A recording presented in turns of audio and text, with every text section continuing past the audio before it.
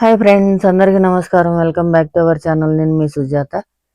ఈరోజైతే soya mushroom rice ఎలా చేయాలో చూద్దాం. దీనికోసం పచ్చిమిర్చి, ఎర్రగడ్డ, టమాటా, అల్లం వెల్లుల్లి పేస్టు, కరివేపాకు, పుదీనా, కొత్తిమీర, దాల్చిన చెక్క,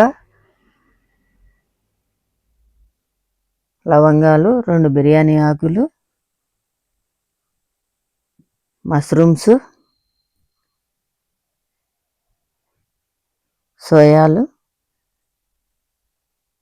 నేనైతే మష్రూమ్స్ 200 గ్రాములు, సోయాలు 150 గ్రాములు తీసుకున్నాను. బియ్యం అయితే 3 గ్లాసులు తీసుకున్నాను నేను. ఈ మష్రూమ్ సోయా రైస్ చాలా చాలా టేస్టీగా ఉంటుంది. మీరు కూడా ట్రై చేయండి, చాలా బాగుంటుంది.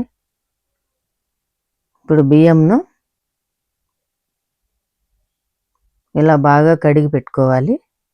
నేనైతే మామూలు బియ్యమే తీసుకున్నాను, మసూర బియ్యం తీసుకున్నాను. మీరు బాస్మతి రైస్ కూడా తీసుకోవచ్చు, చాలా బాగుంటుంది. ఇప్పుడు వీడియోలో చూపించిన విధంగా ఇలా అన్నిటినీ కడుక్కోవాలి బాగా, ఎందుకంటే మట్టి ఉంటుంది కాబట్టి. ఇవన్నీ ఇలా కట్ చేసుకోవాలి. సూపర్ టేస్ట్ ఉంటుంది రైసు, అంత బాగుంటుంది. ఇప్పుడు వాటర్ పెట్టుకొని గిన్నెలో బాగా ఉడికేటప్పుడు సోయాలను వేసుకొని 5 మినిట్స్ ఉంచి జాలి గిన్నెలో వేసుకోవాలి. ఇవి చల్లారిన తర్వాత వాటర్ అన్నిటినీ పిండేసుకోవాలి, అప్పుడే బాగుంటాయి ఇవి. ఇలా అన్నీ పిండుకొని పక్కన పెట్టుకోవాలి.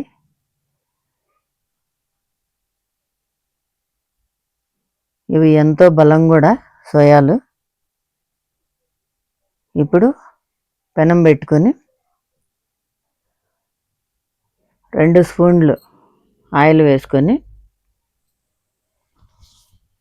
కట్ చేసుకున్న మష్రూమ్స్ను ఫ్రై చేసుకోవాలి.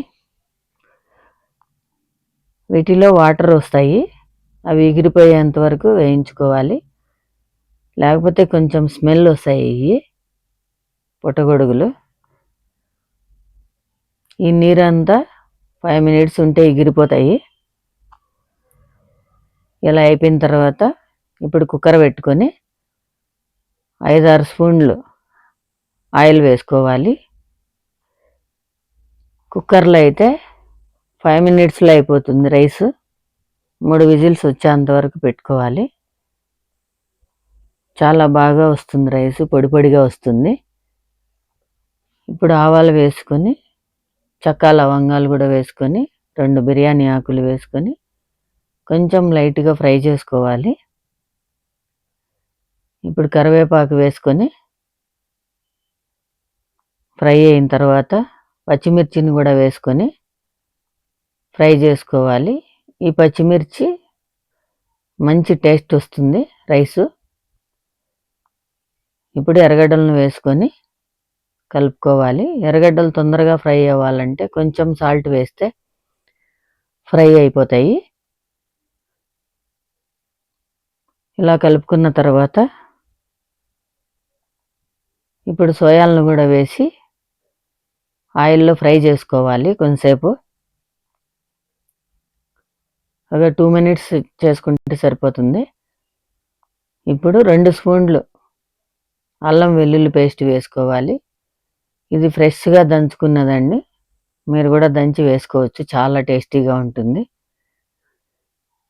ఇప్పుడు ఇలా కలుపుకున్న తర్వాత వేయించి పెట్టుకున్న మష్రూమ్స్ను కూడా వేసుకొని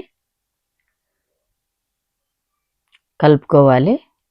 ఆయిల్లో కొంచెంసేపు కలుపుకున్న తర్వాత ఇప్పుడు టమాటాలను కూడా వేసుకొని బాగా కలుపుకోవాలి. ఇలా అన్నీ కొంచెం ఫ్రై అయ్యాక కడిగి పెట్టుకున్న బియ్యంను వేసుకోవాలి. ఇప్పుడు కొంచెంసేపు కలుపుకున్న తర్వాత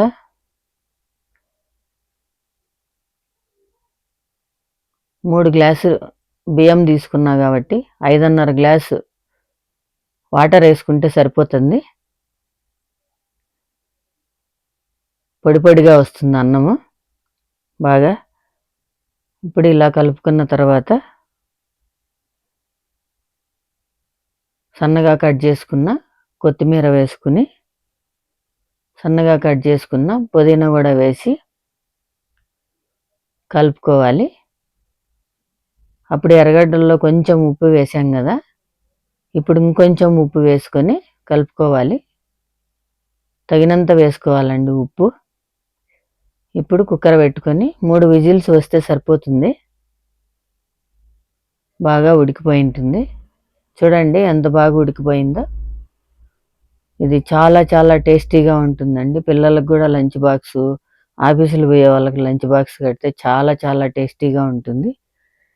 నేనైతే పెరుగు పచ్చడి, మామిడికాయ పచ్చడితో సర్వ్ చేసుకున్నాను. మీరు ఏ పచ్చడితో అయినా కూడా తినే చాలా బాగుంటుంది. ఇది చాలా చాలా టేస్టీగా ఉంటుంది. మీరు కూడా ట్రై చేయండి. చాలా ఈజీగా కూడా అయిపోతుంది. అంతే అండి, ఎంతో టేస్టీగా ఉండే మష్రూమ్ సోయా రైస్ రెడీ. మళ్ళీ మంచి వీడియోతో మీ ముందుంటా.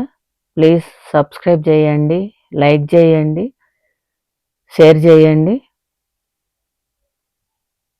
Thank you.